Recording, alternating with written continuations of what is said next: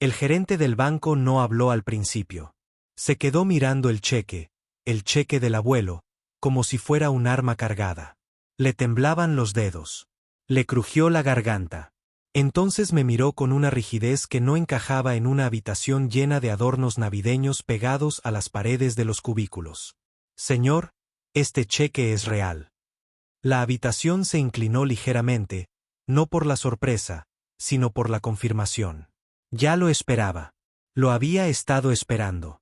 Pero su voz, hizo que algo viejo y magullado dentro de mí se moviera. Algo que no había sanado bien. Porque anoche, cuando el abuelo repartió los cheques, uno para cada uno, mi familia estalló en carcajadas. Risas, burlas, esa clase particular de crueldad que reservaban para mí. La burla de papá fue la más cortante. Es falso. No seas tonta. Los demás lo imitaron. Mantuve mi expresión neutral, como siempre. Pero el frío en mi interior se agudizó, y había agarrado el cheque de otra manera, no como una broma, sino como un mensaje, una advertencia. Ahora, mientras el gerente me acompañaba a su oficina, lejos de los demás, lejos de miradas indiscretas, sentí que comenzaba. El cambio, el desenlace, el ajuste de cuentas silencioso y paciente. Cerró la puerta con cuidado. Señor, hay algo más que necesita saber. Su voz temblaba. Yo no. Mi mundo ya había temblado demasiado. Ahora les tocaba a ellos. La traición no empezó en Navidad. Llevaba años pudriéndose a mi alrededor, silenciosa y eficientemente, como moho bajo el papel pintado. Simplemente no miré con atención. No quería hacerlo. Empezó la noche que oí la voz de mi madre tras la puerta de la cocina. Un susurro que no debía oír. Agudo, asustado. No se suponía que él se enterara. Me quedé allí, con la mano congelada en el pomo de la puerta, con la respiración entrecortada. La respuesta de mi padre fue baja, tensa. Relájate. Él nunca cuestiona nada. Él confía en nosotros. Confianza. Esa palabra me dolió como una fibra sensible. No tenía sentido entonces, no del todo, pero algo había cambiado en su tono. El tipo de murmullo que usa la gente cuando habla de una deuda o un secreto. Intenté ignorarlo, pero las semanas siguientes se agrietaron aún más.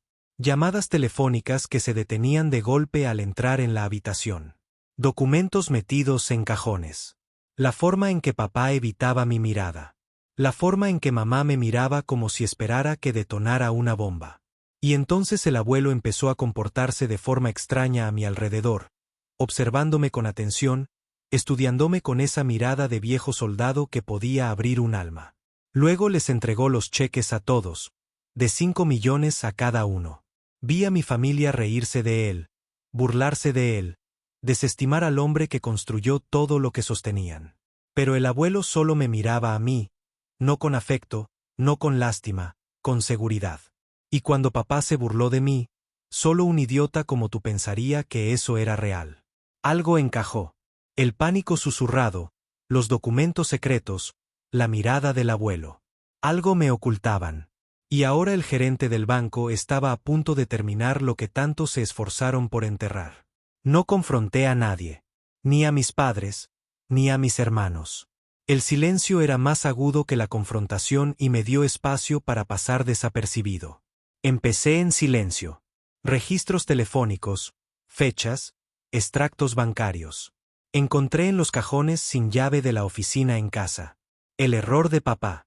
Cartas medio trituradas y pegadas con cinta adhesiva en el suelo de mi habitación a las 2 de la mañana surgieron patrones. Nombres que no deberían existir en nuestra historia familiar. Fechas que no coincidían. Pagos hechos hace 17 años a una clínica 3 pueblos más allá. Y algo aún más desconcertante, un sobresellado dirigido al abuelo escrito con la letra de mi madre. No lo abrí. Todavía no. No hasta que tuviera todo lo demás organizado, como los instrumentos quirúrgicos. Pedí una prueba de ADN, una silenciosa y rutinaria, cabello, saliva, unos pocos clics en línea.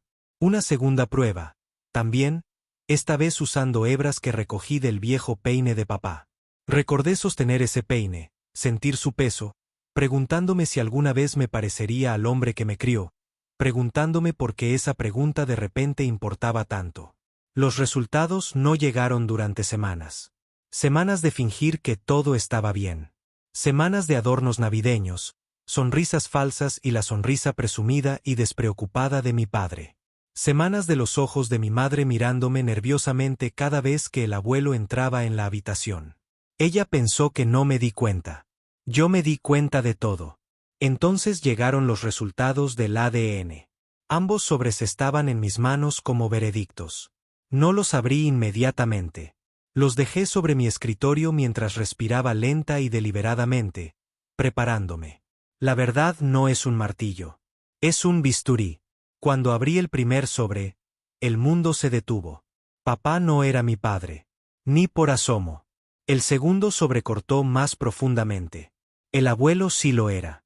Me quedé allí sentado un largo rato. Ni enfadado, ni devastado, solo alineado. Todo tenía sentido ahora. Los susurros, el pánico, la distancia repentina, el estremecimiento en los ojos de mi madre. Siempre que el abuelo me miraba, pensaba que no me daba cuenta. Yo me daba cuenta de todo.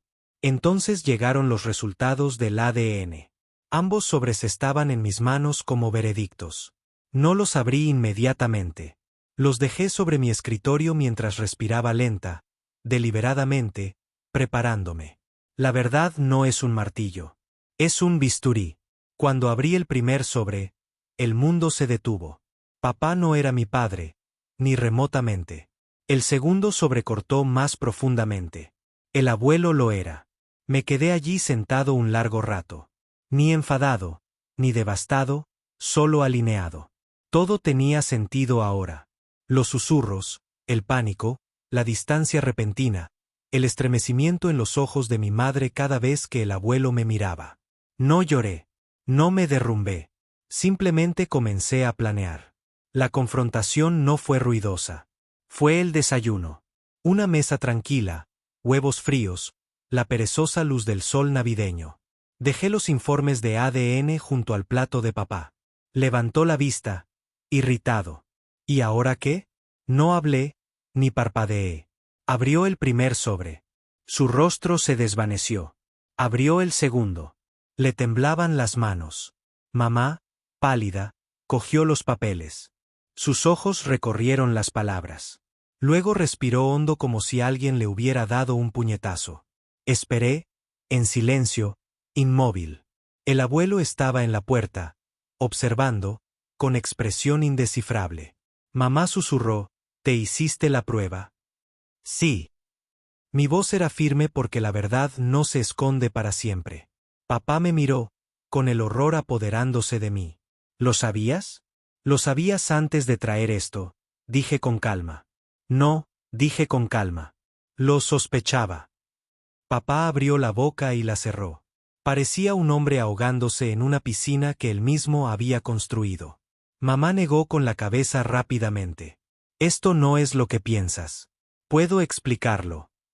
Pero las explicaciones eran moneda corriente que ya no aceptaba. No la miraba a ella. Miraba al abuelo, y él me devolvía la mirada con algo parecido a la aceptación, tal vez incluso al alivio. Metí la mano en mi abrigo y puse el cheque de $5 millones sobre la mesa. La habitación se congeló. Papá lo miró con un hambre desmedida, luego confusión, luego miedo. Es real, dije en voz baja. Verificado esta mañana. Papá apretó la mandíbula. Fuiste al banco sin decirnos nada. ¿Cómo? Si fuéramos una sola unidad. Como si alguna vez lo hubiéramos sido. Le acerqué el cheque un poco más. Adelante, tócalo. No lo hizo. No podía porque ahora lo entendía. El cheque no era dinero. Era una validación. Era linaje. Era una prueba. De todo lo que habían intentado ocultar. Mamá susurró, por favor, no hagas esto. Finalmente la miré a los ojos. Ya lo hiciste. Me volví hacia el abuelo. ¿Por qué ahora? Su voz era áspera. Porque necesitaba saberlo antes de que te destruyeran. Papá se estremeció. Mamá parecía a punto de desplomarse. Me puse de pie, Doblé el cheque con cuidado y lo guardé en mi bolsillo. Esa era tu última oportunidad para reírte de mí, dije en voz baja. Luego me alejé de la mesa. Su silencio se quebraba tras mí como ramas quebradizas. La casa estaba en silencio cuando empaqué. Nadie intentó detenerme. No dejé una nota, ni por crueldad, ni por precisión. Se malgastaban las palabras con personas que habían pasado años acostándose con ellas. Afuera, el aire invernal me cortaba la piel, cortante, sincero. El abuelo esperaba junto a su coche. No habló, solo me entregó un sobreviejo, el que había visto en el cajón. Para cuando estés lista, dijo. Asentí una vez. Al alejarme, no miré atrás. Ni a la casa, ni a la gente que se encogía en el retrovisor. La verdad no me quebró. Me liberó. Y el último pensamiento que se asentó en mi pecho fue frío, limpio y despiadado. Nunca fui de ellos, y ahora nunca volvería a serlo.